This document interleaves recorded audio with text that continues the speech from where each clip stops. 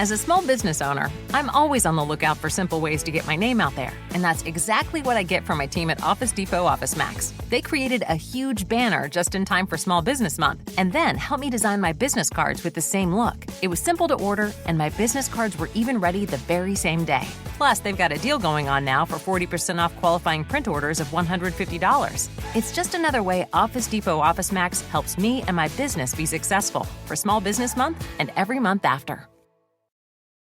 Looking to expand or move your company? Ohio has the talent you need to scale for growth. Ohio's central location, reliable infrastructure, and top-ranked business climate are here to help you succeed. Get to business. Visit successinohio.com today. MSW Media. Hey everybody, it's AG, and I want to check in with y'all about Netroots Nation. You might remember I mentioned last month I'm excited to be going to Chicago July 13th through the 15th for Netroots Nation. This is the largest gathering of progressive activists in the country. It happens every year in a different place, and this year it's in the fantastic city of Chicago, one of my favorite places, and you should come too. Netroots Nation is part learning about issues, part skills building, part rallying the folks who do the work, and part fun. Some people come for their jobs. Lots of people come because they just care a lot about what citizens can contribute to politics. For everybody there, it's eye-opening, inspiring, and a chance to connect. The organizers just announced the agenda of training sessions to help you be more effective in the activism you do. You should check it out. It's at the Netroots Nation website, which is netrootsnation.org. There's one on relational organizing that I think might appeal to Beans listeners. You know, vote blue and take someone with you. Sound familiar?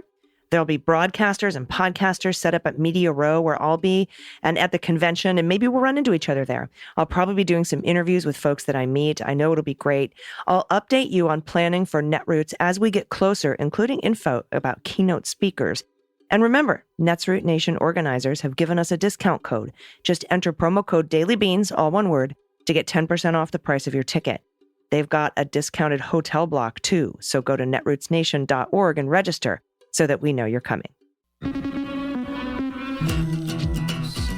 with swearing. Daily beans, daily beans. Daily beans, daily beans. Hello, and welcome to the Daily Beans for Tuesday, May 16th, 2023. Today, the Durham report is out, and it totally exonerates Mueller, the FBI, Clinton, the Clinton campaign. There are no charges or recommendations for charges for the opening of the Russia investigation. A former employee of Rudy Giuliani has filed a lawsuit under the New York Adult Survivors Act. An individual attacked Rep. Connolly staffers with a baseball bat. The U.S. Virgin Islands has subpoenaed Elon Musk in an Epstein lawsuit, and new evidence comes to light in a Pete Strzok filing. I'm your host, Allison Gill. Hey, everybody. Happy Tuesday. Again, Dana will be back with us tomorrow. I'm looking forward to seeing her again. I miss her.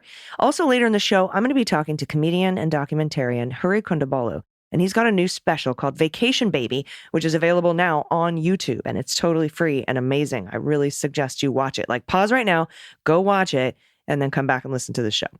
Or, you know, maybe get the news in and then before the interview. Whatever. I really just want you to watch this special. It's really incredible. Aside from that, I'll be hitting the good news later, and we do have a lot to get to today. So let's hit the hot notes. Hot notes. First up, play the sad trombone music, please. The Durham report is out, and not only does it not recommend any charges be filed against Hillary or Obama or the Hillary campaign or Susan Rice, Bruce Orr, McCabe, Strzok, Page, anyone, Comey, no charges recommended. It also makes no new recommendations for any changes the FBI should make. So it's really just a 300-page sad letter. It's his opinion. So this is from CNN. The special counsel did not recommend any new charges against individuals or wholesale changes about how the FBI handles politically charged investigations, despite criticizing the agency's behavior. He had no recommendations to make. A reminder, by the way, the Mueller probe, which took half the time, 2 years, instead of 4 years, that Mueller probe yielded charges against 37 individuals and entities with 199 crimes charged and a 100% conviction rate. Durham had 2 individuals charged. 0% conviction rate. There's really nothing to this report besides political garbage opinion. That's all it is. Of course, Durham has feelings about the predication used to open Crossfire Hurricane. But again, that's just his opinion. And it's at odds with the previous Justice Department Inspector General investigation into the FBI Russia probe. That was by Mike Horowitz. Mike Horowitz was like one of 3 inspectors general that Donald Trump did not fire. He fired all the rest of them, but he kept Horowitz on. And Horowitz and his findings are in opposition to what Durham put out today. And, you know, of course, the Inspector General identified problems with the investigation, but concluded that there was sufficient justification to open the inquiry and there was no political bias. Attorney General Merrick Garland sent Durham's report to congressional lawmakers, released the report on Monday. In a letter to Congress accompanying the report, Garland said, Special Counsel Durham's unclassified report is attached in full and submitted to me without any additions, redactions, or other modifications. Garland just let Durham do this to himself. And that was the right choice. House Judiciary Chairman Jim Jordan announced that he reached out to the Department of Justice to have Durham testify next week. We don't fucking care. Go for it, big guy. Have your weird party. It's so dumb. This investigation was launched in 2019 by Trump's former Attorney General, Bill Barr, a probe that Trump and his right-wing allies repeatedly predicted would investigate the investigators, investigate the oranges of the investigation. There would be bombshell indictments of those for treason who scrutinized the former president, and they would end up in Gitmo, and it would take down Comey and McCabe and Bruce and Nellie Orr and all of these folks. Hillary and her campaign and Fusion GPS. Simpson at Fusion GPS. And everybody was going to end up in Guantanamo for treason. Now, 4 years later, Durham's investigation yielded 2 losses at trial and a probe that fell short of the very lofty goals set by the former president. Despite acknowledging the FBI had sufficient reason to open a preliminary assessment, or at most a preliminary investigation, Durham acknowledges that. And despite that, he says that the Bureau should not have gone as far as opening a full investigation into whether individuals associated with the Trump campaign were coordinating with the Russian government. He basically says you should have done some more investigating before you opened an investigation. So he wanted them to do the same work. He just wanted them to call it something else, I guess. It's a semantics argument. Red meat for the Trump base. Durham mentions former FBI Deputy Director and CNN senior law enforcement analyst Andrew McCabe and zeroes in on Pete Strzok, the ex-deputy director of the Counterintelligence Division. They're good guys. I know them. You may have heard. Quote, Strzok at a minimum had pronounced hostile feelings towards Trump, Durham wrote while quoting in a footnote previously known texts between Strzok and Lisa Page. It's not news, you guys. In his 2019 report, the Inspector General, Mike Horowitz, specifically said Strzok and Page did not affect the start of the investigation. And they didn't act out of political bias. Quote, while Lisa Page attended some of the discussions regarding the opening of the investigation, she didn't play a role in the decision to open Crossfire Hurricane or the 4 individual cases, Horowitz wrote. Strzok and McCabe both sued the FBI, by the way, after they were fired. We have some more news later in the Strzok case. McCabe won his. While declining to recommend any changes to FBI policy, Durham is floating a proposal to create a career position for a nonpartisan FBI lawyer or agent who would be tasked with challenging steps taken in politically sensitive investigations. Stupid. The proposal was put forward by Stuart Baker, by the way, a former government lawyer who held top roles at the National Security Agency and Department of Homeland Security. So, just as I've said, for 4 years, he had nothing, he's got nothing, and this report is full of nothing. It's a complete waste of time and money. I wish we could get our money back. The Mueller report paid for itself in asset forfeiture, like 5 times over. We got nothing out of this. All right, next up from Insider, and content warning for this, because it is fucking awful. It is so awful, I had to stop reading the lawsuit. I was in the middle of a thread. I was threading about it on Twitter, and I had to stop reading the lawsuit. That is the first time that's happened to me in 5 years of covering justice. It's that bad. So content warning. Bombshell lawsuit out of Manhattan accuses Rudy Giuliani of forcing a former employer to submit to sex acts as a condition of her employment, including making her give him oral sex while he took calls from Trump on speakerphone. Quote, he often demanded oral sex while he took phone calls on speakerphone from high-profile friends and clients, including Trump. That's what Noelle Dunphy claims in the 70-page lawsuit filed on Monday. Quote, Giuliani told Ms. Dunphy that he enjoyed engaging in this conduct while on the telephone because it made him, quote, feel like Bill Clinton, unquote, according to the lawsuit, which seeks $10 million in unpaid wages and damages. Dunphy says she was emotionally vulnerable because she was a domestic violence survivor when Giuliani hired her as director of business development for the Giuliani companies in January of 2019, a job she held for 2 years. Keep that in mind, 2 years. She says Giuliani had sex with her when she was too drunk to consent. That's called rape. That was shortly after he hired her, on an evening when he required she stay over in a private guest suite at his Upper East Side apartment. Giuliani demanded she drink scotch with him, then barged into her suite as she emerged from the shower. He sat on the bed and pulled down his pants, the lawsuit says. The complaint then features a still image from the film Borat, subsequent movie film, in which Giuliani can be seen lying on the bed with his hand down the front of his suit pants. The film, the lawsuit says, portrayed Giuliani acting in a similar manner to how he acted with Miss Dunphy.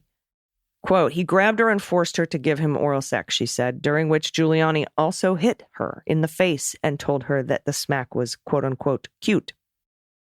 Quote, her task that weekend included bringing him scotch on demand and brainstorming ideas for interviews, shows, and Netflix series. That's what the lawsuit says. It also alleges, buried on page 25, that Giuliani asked Dunphy for help selling pardons for $2 million apiece. Giuliani told her that Trump and him would split the fee. I've asked legal Twitter, I don't think it's illegal to sell presidential pardons. I really don't. I don't know. Anyway, she was also present for calls where Rudy discussed in 2019 the plan to have Trump allege voter fraud if he lost the 2020 election. That was the plan in 2019. Say there was voter fraud if he lost. Dunphy said she continued to work for Giuliani despite being shocked and saddened by what happened because she feared losing the $1 million salary he had promised, as well as the free legal representation he had also agreed to give her. Giuliani also often demanded that she work naked, in a bikini, or in the short shorts with the American flag on them that he bought for her. When they were apart, they would often work remotely via video conference, and during those conferences, Giuliani almost always asked her to remove her clothes on camera, according to the suit. That's what it alleges. Quote, he often called from his bed, where he was visibly touching himself under a white sheet. Giuliani frequently required her to perform oral sex on him as a condition of the job, including while he took phone calls on speakerphone from high-profile candidates. Now, she believes that some of the individuals were, like Trump, law clients during those phone calls, she says. And he at one point said, I think of you as my daughter. Is that weird? Quote, she was continually subjected by Giuliani to a hostile work environment, misogynistic, racist, and anti-Semitic communications, constant sexual attacks, threats when she brought up the salary she was owed, and threats when she finally found the courage to confront him with her fears and the possibility of legal action. Giuliani ultimately only ever paid her $12,000, claiming that he needed to defer her salary during his divorce from his then-wife, Judith. He claimed that his, quote, crazy ex-wife and lawyers were watching his cash flow and that his ex-wife would attack and retaliate against any female employee that Giuliani hired. So her employment was a secret for 2 years and she didn't get paid. Dunphy accuses Giuliani of sexual assault, battery, gender discrimination and harassment, fostering a hostile work environment, retaliation, breach of contract, and violations of state labor laws. Quote, this complaint sets forth extremely detailed allegations of outrageous abuse of power by one of the most powerful and connected individuals in the country. That's what the lawyer for Dunphy told Insider in a statement. Ms. Dunphy's lawsuit is about seeking justice and showing again that nobody in this country is above the law. We're proud to support Ms. Dunphy in her brave pursuit of this matter. It's just absolutely so disgusting. So we'll be watching that lawsuit. I'm wondering if special counsel might want to talk to him about some of those conversations Rudy had with Donald Trump, because she has recordings and emails and texts. So, next up from Shabbat at NBC News, a 49-year-old Virginia man armed with a metal baseball bat entered the district office of Representative Connolly, Democrat from Virginia, on Monday morning and attacked two members of his staff. The congressman and U.S. Capitol Police said this in separate statements. Quote, "This morning, an individual entered my district office armed with a baseball bat and asked for me before committing an act of violence against two members of my staff. The individual is in police custody, and both members of my team were transferred to the hospital with non-life-threatening injuries." That's a Connolly statement. U.S. Capitol Police said in a statement that the suspect was identified as Huaca Tran Pham, 49 years old, who lives in Fairfax County. He entered Connolly's office around 10:49 a.m. Eastern. According to police, Connolly wasn't in his office at the time. Pham faces charges of 1 count of aggravated malicious wounding and 1 count of malicious wounding, and that's according to the agency. It's not clear what his motivation may have been.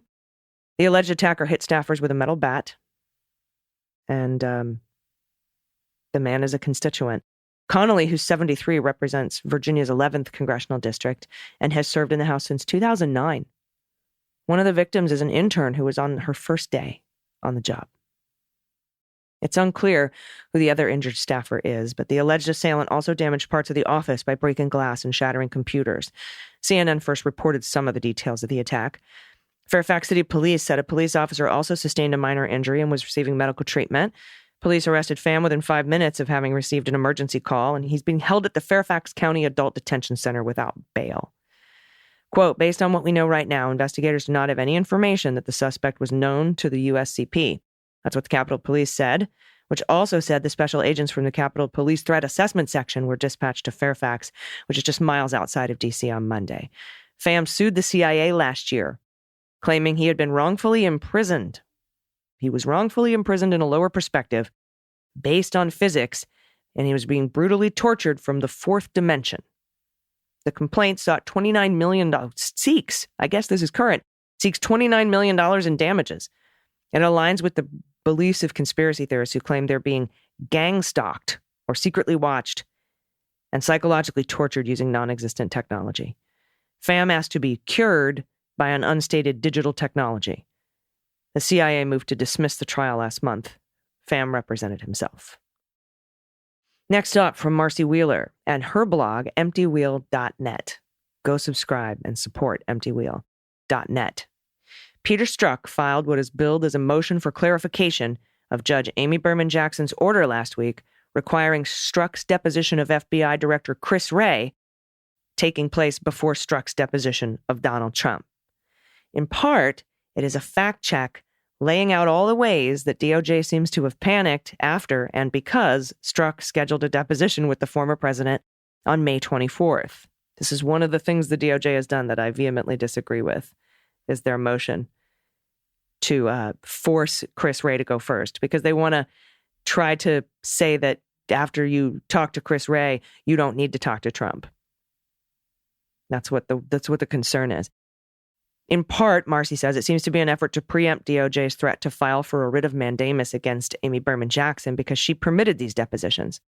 For example, Strzok's lawyers describe how much easier it was to schedule time with the unemployed former president than with the currently employed FBI director.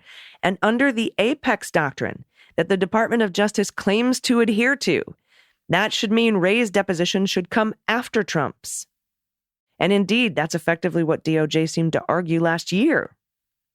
More interesting, though, are notes Strzok included to establish a need to depose Trump regardless of what Wray says. Both notes taken by John Kelly when he was chief of staff. The first note says, POTUS, AG, and Don McGahn. Deep state issues, investigations, firing lovebirds. And then McCabe, ? And then trust, ? So this note establishes that Trump, Barr, and McGahn met to talk about deep state issues, investigations, and firing the lovebirds who are Strzok and Page, and then whether or not they can trust McCabe. It establishes the pressure to fire Strzok and Page may have bypassed Wray.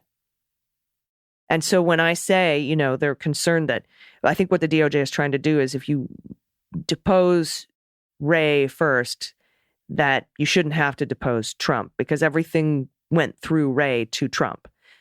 But what Pete's proving here with these exhibits that are attached, is that Trump did this without Wray. So there is a need to depose Trump separately. And Pete Strzok wants clarification on Amy Berman Jackson's order. More curious still, Marcy Wheeler says, however, is this note.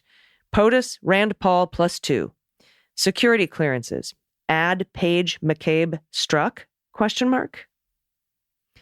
For some reason, according to Marcy Wheeler here, a week after Trump submitted to Vladimir Putin in Helsinki, and 15 days before Rand Paul, who was in that meeting with where that note was taken, before he would carry a letter from Trump to Putin expressing an interest in remaining best friends, Rand Paul was in a meeting discussing the FBI officials Trump had vendettas against, who also happened to be Russia experts. Days after Paul returned from Moscow, the FBI fired Pete Strzok. And per Rand Paul's Twitter account, he met with Trump to discuss revoking John Brennan's security clearance that day. Again, follow Marcy Wheeler on Twitter and support her blog at emptywheel.net to keep up to date on this lawsuit and all kinds of other justicey things. You will not be sorry. Next up, from Dan Mangan at CNBC, the U.S. Virgin Islands issued a subpoena to Tesla CEO Elon Musk, seeking documents for that government's lawsuit against J.P. Morgan Chase over sex trafficking by the bank's late longtime customer Jeffrey Epstein in a court filing Monday. That filing said the Virgin Islands has tried unsuccessfully to serve Musk with the subpoena, which was issued on April 28th because of suspicion that Epstein may have referred or attempted to refer Musk as a client to J.P. Morgan. The U.S. territory asked the Manhattan federal court judge Jed Rakoff in the filing to allow it to serve Musk with a subpoena for the documents with a registered agent at Tesla. That subpoena demands Musk has to turn over any documents showing communication involving him, J.P. Morgan, and Epstein, as well as all documents reflecting or regarding Epstein's involvement in human trafficking and or his procurement of girls or women for sex. The Virgin Islands is suing J.P. Morgan for allegedly enabling and benefiting from Epstein's trafficking of young women to his private island and territory to be abused by him and others. And I want to be clear here. This article calls it sex. I call sex with an underage girl rape.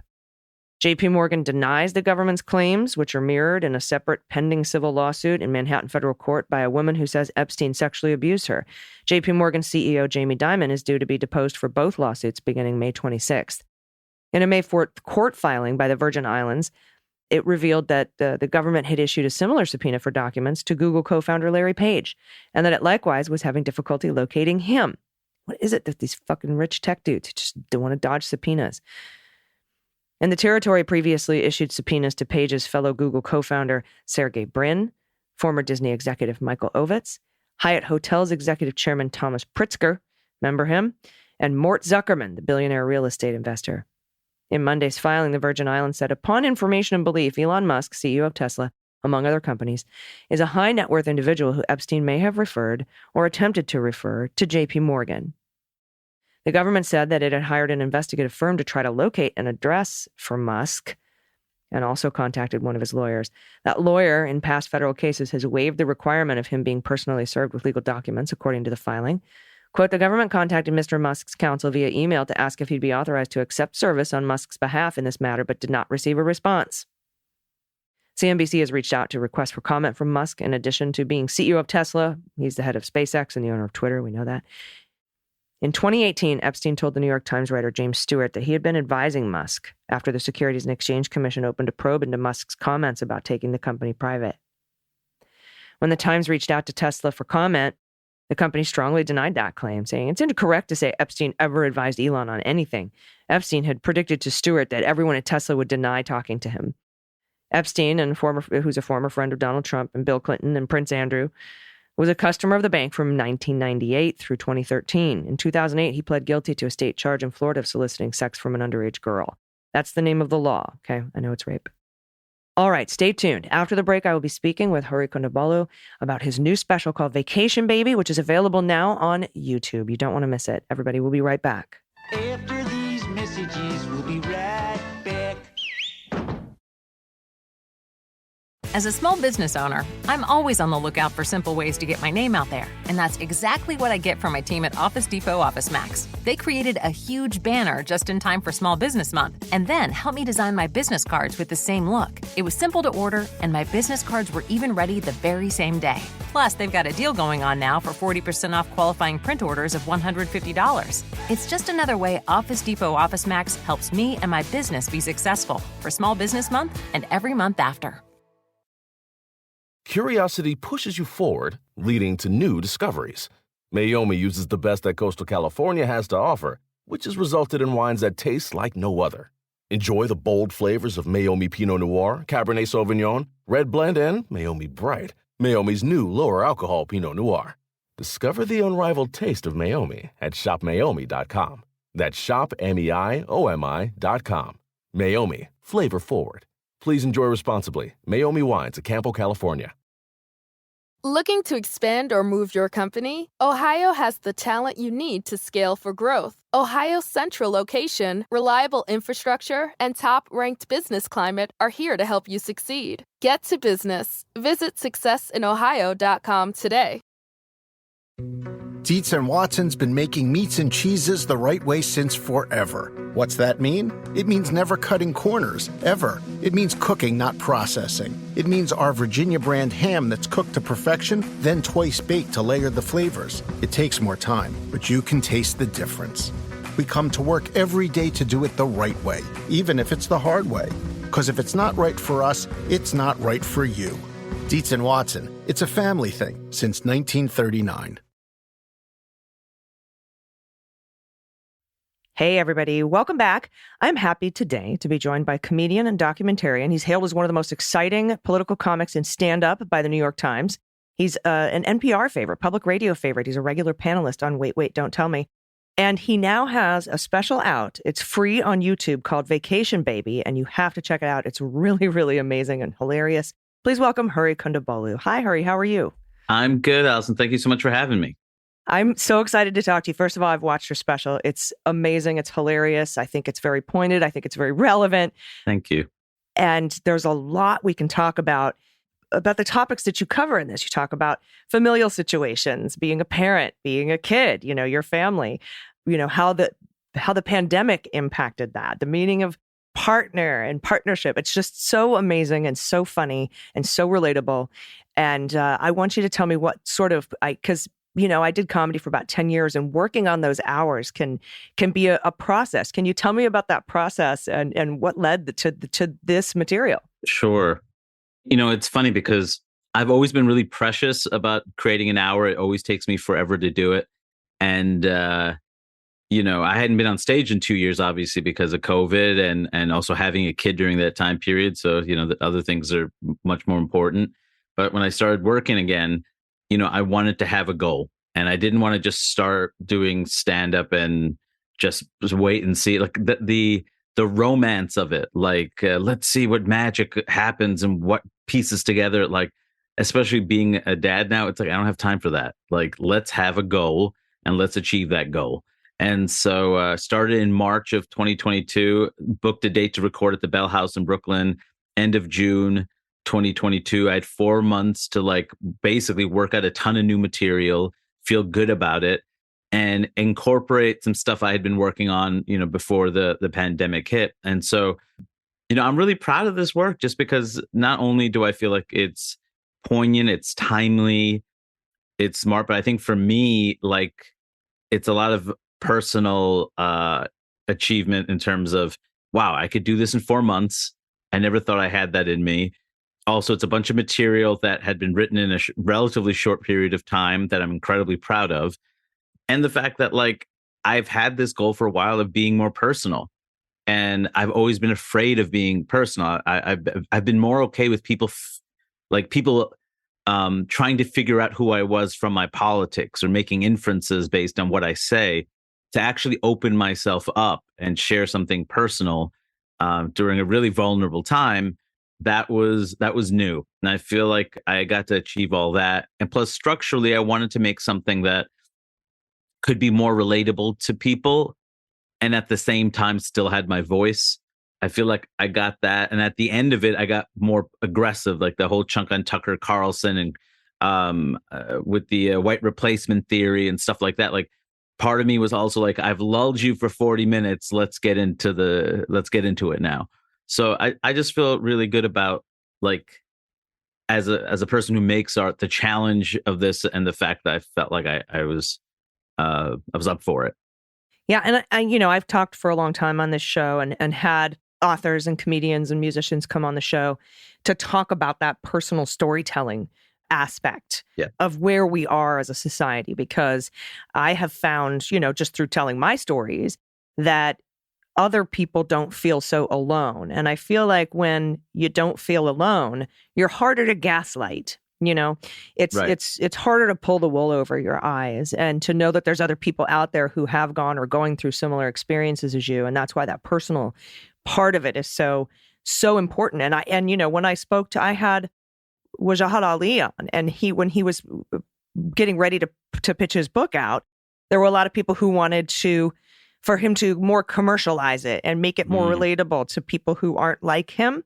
And he said, hell no, this is my story. I'm going to tell my story, and it's relatable. Yeah. That's the whole point. And so I really feel that coming through in Vacation Baby. And I have to say how much I appreciate it and how important it is, as an independent journalist, that people do tell their stories because, of the importance of that to the rest of us. Talk a little bit about the Tucker Carlson stuff, because that stuff blew me away, blew my mind. I mean, it was just this idea, this fear that he's putting forward that white people will be replaced by immigrants. This idea of the mixing of races leading to the end of the white race. And, I guess my first point is this is just karma. I think this is a strategy that was perfected by Europeans, by colonialists. So, you reap what you sow. And also, it was a personal attack to me as the child of immigrants, the father of a child who is mixed. Like, it's a personal attack. It's treating us like a threat. It's treating everything that I'm about as a threat to you and to America. And I took that as an incredible insult. And the fact that, the system of race was not set up by people of color. The system that we're functioning in, it involves like white people saying, it's blood quantum. Are you anything other than white? Do you appear not to be white? Like, it's this arbitrary system that always has white people, you can't just access whiteness. And so, it was fun just kind of like throwing it right back.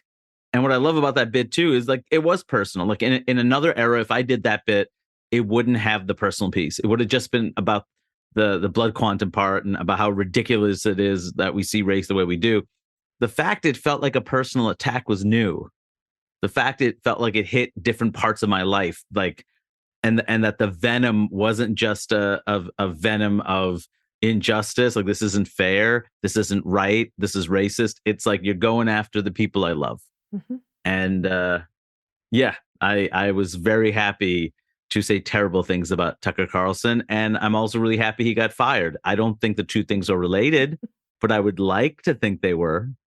Yeah, I think he just talked too much shit about his executives, and they didn't like that very much. So that, we're like, yeah, he got fired for the wrong reasons, but yeah, it wasn't this, but it was that. Right.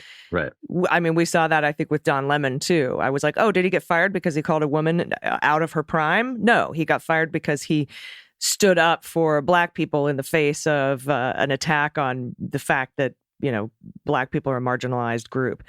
And you're like, oh, that's why? Like, it's all the wrong reasons, and that tends to happen. I've noticed more and more as we kind of spread apart in our political dichotomy in this country. But and that's why I think these personal stories are so bad. People can relate to that. Everybody can relate to that. LGBTQ community is trying to be eliminated because they're afraid that they're going to be replaced. Again, it's that great replacement theory, right?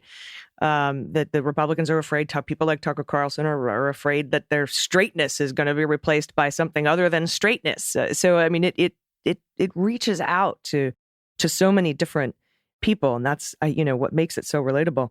Recently, as you know, we had something else that you talk about in your special is, we had the verdict in the E. Jean Carroll case where the jury had to decide whether or not Donald Trump was liable for rape or sexual assault. They did find him liable for sexual assault, and that he caused harm, and that he lied about it, and that there was actual malice, and all of these things. And something that really stood out to me, that was really relatable to me in your stand-up in this new special, Vacation Baby, was when you talked about the friend zone. And I was hoping you could talk a little bit about that, because I have so much experience with this, and you hit the nail on the head. I mean, the idea of the friend zone is basically your long con didn't work. You as a dude became friends with a woman and you wanted something else other than friendship, and it was a long con and it did not work, and you're upset. So like you can't be angry with her. And it's like how if you went to a doctor, it would be absurd to be, this doctor wouldn't suck my dick. I'm in the doctor-patient zone. Like you went for a reason. Like what are you reading into where you think, why does he ask me to take my pants off? I don't understand. But like, it's very much this entitlement of like, you're a woman, you've paid attention to me. Clearly, this means something. And this isn't to say I'm not guilty of this. Do you know what I mean? I think that I grew up in this society. I watched romantic comedies. I was a kid that wasn't particularly like, I didn't have girlfriends and things like that when I was younger. And I remember what it felt like to be like lonely and not understand. And all of a sudden this vocabulary and this idea is introduced, which somehow like takes it off of you. Right. It's someone doing something. They placed you in a place. And friendship is this wonderful thing. It's such a core human thing. And now all of a sudden it's like, you're my friend? You want to be friends with me? I wanted a certain set of objectives met, and that's, I think that's such a normalized thing. And, at some point as an adult, I thought about the fact that that term is still being used, and if not the term, at least the logic behind it. And it's like, nobody owes you anything.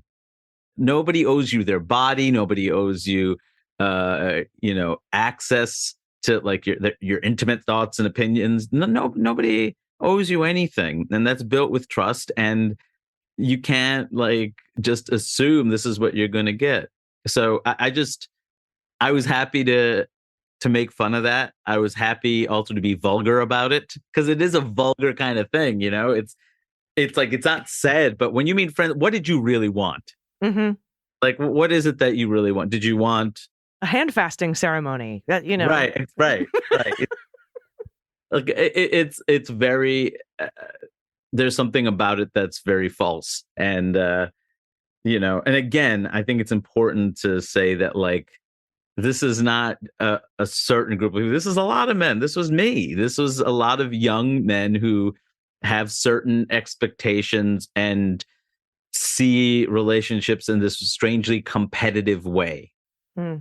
And so, I was excited about that joke, and I was excited that other people related to it. And honestly, you were talking earlier about the catharsis that comes with stand-up, the idea that you don't feel gaslit, the idea that there's other people that are seeing this too. I like those moments. I like the fact that when I tell that joke, I can tell that the laugh and the clapping is gendered. I can hear the woos. And it's cool because generally I hear that when it comes to race. But when it's about gender, I think to me it's almost more important, just because, I'm part of the oppressor group in that regard. And I think, I'm an imperfect human being, and I don't even feel comfortable calling myself feminist, because I feel like it's a title to be earned, not to just be bestowed upon myself. But I think those moments feel good. They feel like, okay, that seemed like it was useful. It was positive. Yeah, no, I definitely agree. And it's very relatable. And I think it's fascinating that you mentioned the reaction you get from the audience and how it seems to be gendered in that way. and, based on how we've grown up and how we've lived our lives. And something else I noticed too about, I love your understanding of the crowd's reaction now that we're talking about that particular thing, because there are a few times where you're like, oh, that's the line. That's what, now we're uncomfortable. Now, okay, Brooklyn, now we've gone over into. Yeah. And I love that you point that out. And I love that they love that you point that out. Talk a little bit about that, finding that line, knowing probably that you might go over it just a touch, and acknowledging that. I mean, I think for an audience, like, the one thing that they have in common for you for sure is that you have said things and they have received them. The other life experiences that you're talking about, like, varies from person to person, group to group. But we've all been in the room for the past 25 minutes. We've all heard the things I've said. Some have worked, some haven't. And we were all in the room when you reacted that way. So it's like saying that I'm present with you. I'm not just phoning this in. I actually am paying attention and you are part of the show. And I think that's, it's almost like breaking the fourth wall in a way. And I think people like that, and they like the fact that you cared enough to pay attention to them, and that, you're not just, there's also, I think, the idea of like, we didn't give him what he expected. He wanted a certain and in reality, like, I knew exactly how they were going to react. I knew exactly. I mean, at one point that was an improvised idea, and you've done it so many times that now it's like, and this is the part they groan. This is the part I say this. If someone else says this, I go this way. Every now and then I'm genuinely surprised by, like, wow, did not see that coming. Yeah. And I've pointed that out multiple times. I'll tell a joke, and if they get it, I'll be like, you have earned the next level of unlocking to the clever dick jokes instead of the. That's right. That you got your laugh right there, earned you this next joke, and I think that kind of interaction is so important. And there's so many comedians who don't listen to the other comedians. They'll just be like, well, I'm going to go prep my thing, and I'm like, I want to watch to see how this crowd reacts to the feature or the opener or who else, so that I can kind of get who this crowd is. But you are, after you've done it enough, you already know. I get nervous a little bit. Like, I understand, because I'm somebody who preps, like, paces back and forth, repeats, especially let's say if we're doing a run of 3 nights, the first night in particular, and part of me, like, it's so funny as someone who hates the idea of stereotyping and prejudging and stuff. I prejudge the hell out of a crowd when they walk in. Those are too many army fatigues. There are too many men wearing hats like that. Oh my God, is that a bachelorette party? And then, I go in with all these assumptions, which oftentimes I'm wrong about. So when I watch other performers, I get way in my head if I'm headlining. If I'm not headlining, it's a different thing. But when I'm headlining, it's like I'm creating these fears that might not be founded in reality. I see. So I usually end up trying to create space, because I'm trying to, like, I don't want to assume more about the audience than I already am assuming. I want to go in there and put stuff out and genuinely see how they react. Yeah. Yeah, no, that's such a good point. A couple other questions for you. Do you want to talk a little bit about the what happened with AOC?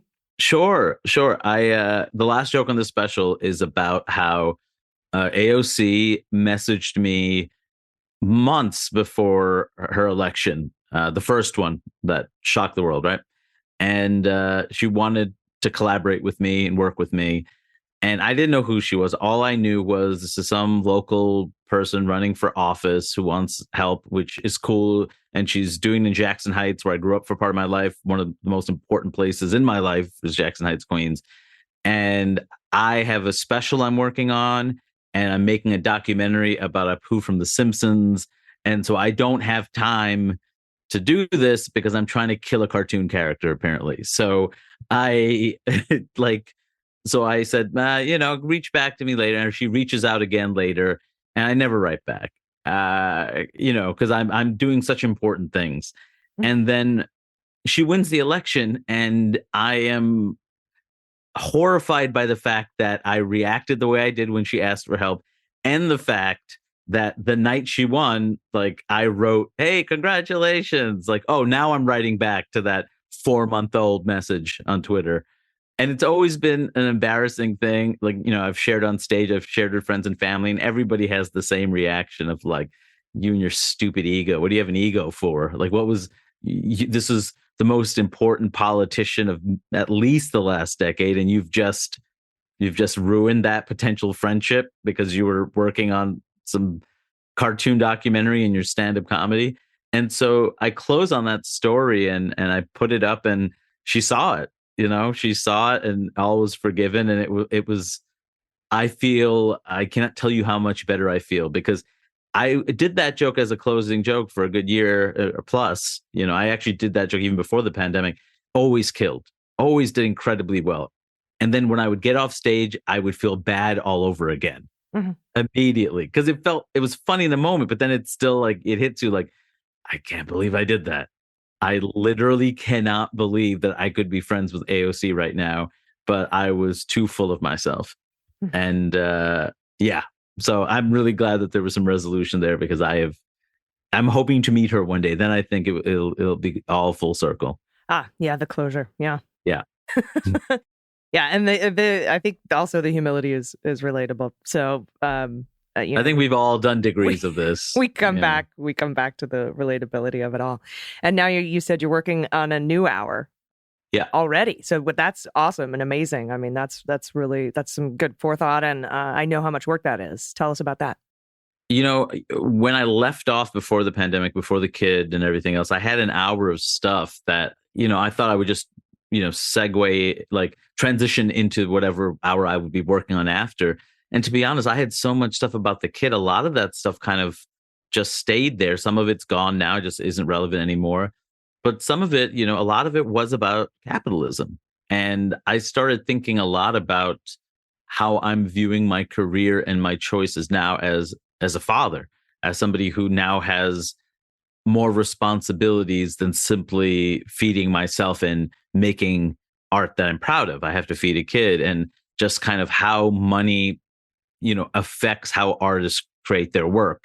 And when I tried to also, I'm also trying to figure out, like, all the things I want in the world, the justice I want, how many of those things are impacted by capitalism? Like universal health care, health insurance, the sustainable energy, oil and gas, the prison industrial complex. I think about the fact that even monopoly, which is the most laissez-faire capitalist game where your job is to bankrupt everyone else in the game and own all the property, it's just absolute capitalism to its extreme, and they don't even let you buy the jail. like right. Even that's not for sale. Why would you make that's a utility? That's a part of what the government provides. You don't buy that. And in real life, you can buy that. And so the absurdity of that. So, I really am trying to again connect the personal and the political, talk about like how I view money now as a parent, as well as kind of the corrupting role that money plays. It's a work in progress. It's incomplete. It's messy, but I see some threads that I'm trying to find a way to tie together. Yeah, even education with charter schools. I mean, everything. We want to privatize everything. I really look forward to that. I know that it's going to be amazing. So I really encourage everybody to go to YouTube. It is free. It's called Vacation Baby. It is your new special. It's out now, and it's free on YouTube. Can you tell everyone where they can find and follow you on social media? Absolutely. At Hari Kondabolu, at basically everything, all the places. I mean, I still have a Twitter account, though. I mostly promote shows. It's usually Instagram. I'm trying with TikTok, but I feel so old. I feel like I'm not supposed to be. It's for 14-year-olds to dance. It's not for me to post political videos and jokes. It's not, it's a very bizarre space. But yeah, also, I released an extended version of Vacation Baby. It's an audio album. It has a different edit than the special, and it has 20 to 25 minutes more jokes, stuff that it's really what the hour originally was when I was touring it. And I call that Extended Vacation Baby. You can get that on Bandcamp. That one costs money, but it's money to support my child, but no pressure. But yeah, I mean, if you like the stuff and this, I wanted the YouTube special to be a little bit more accessible. And this one is really for people who are fans of my work and who really would appreciate a solution to gentrification, for example, which is on the album.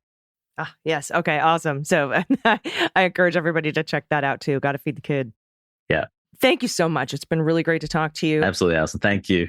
I look forward to all the work that you're going to be putting out in the future. Hurry, Kondabolu. We'll talk to you again soon, I hope. I hope so. Thank you. Everybody stick around. We'll be right back with the good news.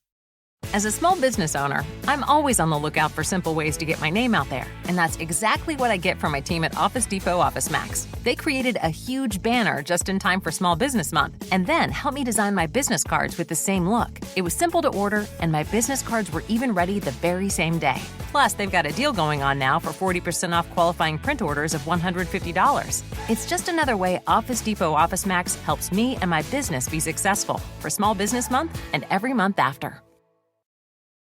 Curiosity pushes you forward, leading to new discoveries.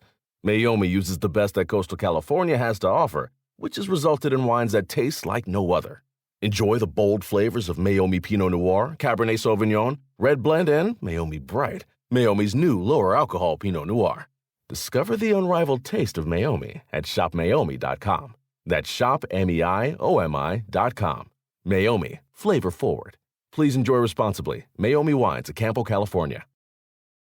Looking to expand or move your company? Look no further than Ohio. With a talented workforce for in-demand industries like tech, healthcare, engineering, manufacturing, and more, you can staff up and scale for growth. Ohio's central location and reliable infrastructure will help you impress your customers, while Ohio's affordable cost of living and quality of life will excite your employees. Why survive somewhere else when your business can thrive in Ohio? Visit successinohio.com today. How did we get here? A moment when the fringe has overrun the mainstream. When conspiracy theorists roam the halls of Congress. When politics have turned to violence in the streets. I'm Garrett Graff. On my podcast Long Shadow, I'm exploring the decades-long rise of the modern far-right movement and the governmental failures that fueled its fire. How the movement was sparked by a deadly fiasco at Waco, Texas. This fire is racing out of control, black smoke. Fed by decades of conspiratorial thinking. Stop to the New World Order! And ultimately led to a riot on the steps of the U.S. Capitol. We have a breach of the Capitol! Breach of the Capitol! How did America get the far right so wrong? And what will it take now to get it right? From Longlead and Campside Media, it's Long Shadow, Rise of the American Far Right. Everybody, welcome back. It's time for the good news. Who likes good news? Everyone? Then good news, everyone!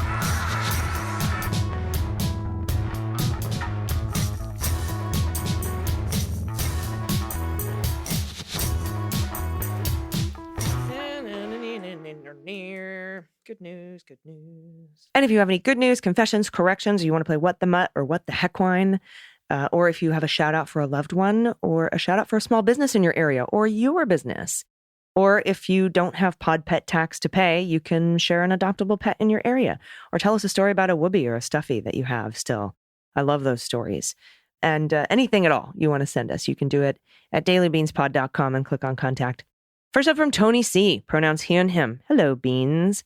I sent in my first good news in April to tell you about my experience at the Drag Queen Storytime at Wadsworth, Ohio, where I stood as an ally with my big American flag and pride flags. Yes, of course, Tony, we remember you. The Blood Clan Nazis were there, and I sent a picture taken by Ford Fisher, the independent journalist. It was a still from a video he took behind enemy lines showing an armed Nazi with a swastika flag, and my flags were prominent in the background. I remember it well, Tony.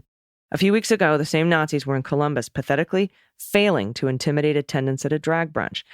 Rachel Maddow covered the Nazi presence at drag events and included video from Columbus and Fisher's video from Wadsworth. And there, big as Billy be damned, were my flags, proudly waving on MSNBC's flagship show. The video looped. I saw my flags repeatedly. I may not have cut a figure of restrained dignity as I whooped and giggled in the kitchen. It was very exciting. I had my back turned the whole time. and my dark green rain jacket blended into the background, so only the flags really showed. But now I'm anonymously famous. Next, I will be at a rally for Jayland Walker, an African-American man killed by police in Akron. Excellent. Excellent. So cool. Yeah, I saw him there, Tony. That was awesome. All right, next up from Anonymous, no pronouns. Hi, Queens. After seeing clips from the town hall, I imagine a world where Eugene keeps taking him to court and winning on summary judgments until the former guy is in prison and Mar-a-Lago is E. Jean Carroll's. Maybe she could turn it into a wildlife sanctuary. Thanks for all you do. And here's to many, many more indictments. Thank you, Anonymous. Very good point. That would be great. I'm looking forward to the day Mar-a-Lago goes up for asset forfeiture. Maybe we can give it to the Ukrainians just to rub a little fucking salt in the wound. That'd be great. All right, from Carolyn, pronouns she and her. My good news, and shout out to my daughters, is that my grandson is 3 months old and his mom is healing. In early February, she was diagnosed with preeclampsia. Her kidneys weren't functioning well, so they induced labor. People adore my daughter. She radiates kindness and her laughter sounds like silver bells. Her nurse stayed past her scheduled time and the day before her birthday because concern for her new friend. My brave and thoughtful angel stopped pushing at midnight, looked up at her nurse, wished her a happy birthday, and pushed out her son 30 minutes later. Then she almost bled out. She's an amazing woman. She's kind, thoughtful, intelligent, and a great mom and a partner. He is also awesome. He reads instructions. Here's a picture of the new family and the new baby cosplaying as Baby Yoda. I love them all. Beautiful, beautiful photo. Oh, I wish Dana was here to see the baby. I'm going to send this to her so that she won't miss it.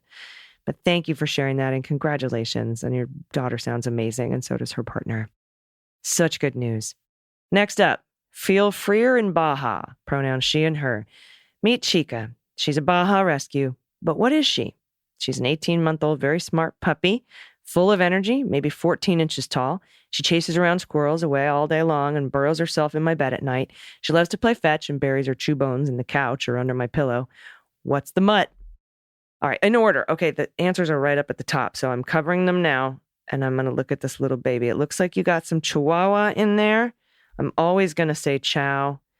The color looks like a shepherd, and I don't know. Skipperkey, maybe? Going out on a limb with that one. Let's see. We've got German Shepherd, Cocker. Okay, missed that one. Poodle, all sizes, missed that one. Terrier, she is one, missed that one. And way down at the bottom is Chihuahua. All right, so I got Shepherd and Chihuahua. Don't believe it and sent a second test to a different company. It came back nearly identical. On the second test, I wrote her name as Chica, but she decided to change it to Chicago Mystery Dog, so they wouldn't assume she's from Mexico. Look forward to your show every day. Thanks for keeping us informed on the news. And I love that you changed it to Chicago Mystery Dog, so they wouldn't assume. Oh, that's so funny. What a beauty. The ears. Oh, the ears. She can hear space. So, so lovely. Next up from Mariah, pronouns she and her. Please accept my most awkward family pet photo. My sister-in-law asked us to pose Olin Mills style, and this is what resulted. Hammy McBaconfat looks over it. The best boyfriend in the world looks happy. I'm looking away, and my disembodied hand rests on his shoulder. It doesn't look like your hand for some reason. Oh my God, this is so funny. The dog. Oh my God, Hammy McBaconfat is like, what? This is so great. Oh, I love your Monstera plant behind there. Thank you, Mariah, for sending that in. Next up, grateful human, pronouns she and her. Hello, Leguminati. I've been listening to you regularly for the last year and just became a patron because it's obvious to me how much work goes into every show.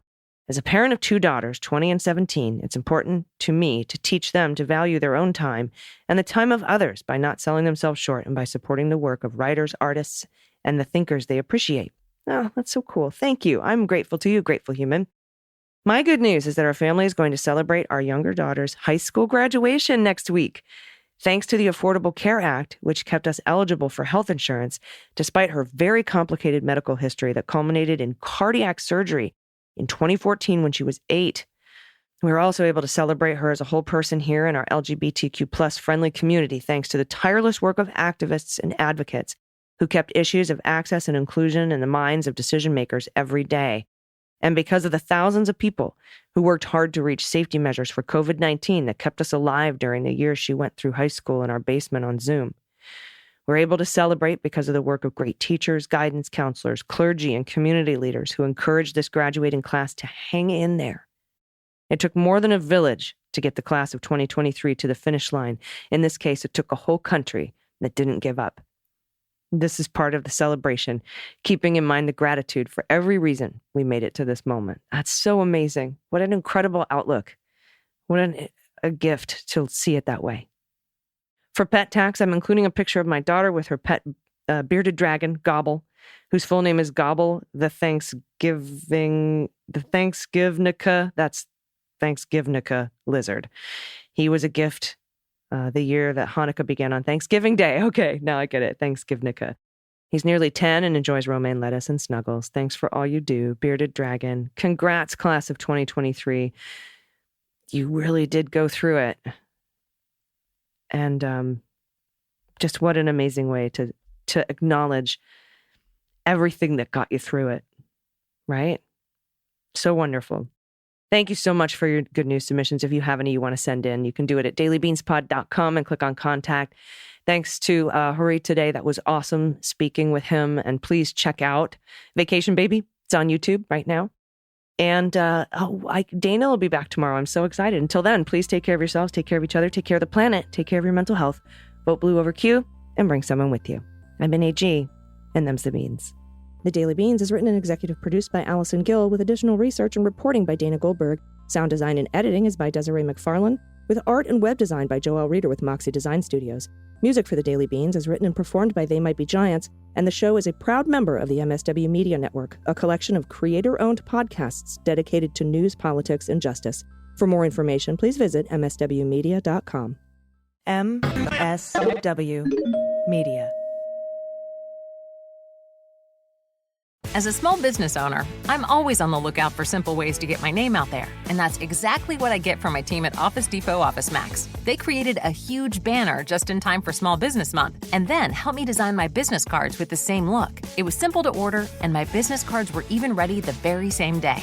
Plus, they've got a deal going on now for 40% off qualifying print orders of $150. It's just another way Office Depot Office Max helps me and my business be successful for Small Business Month and every month after.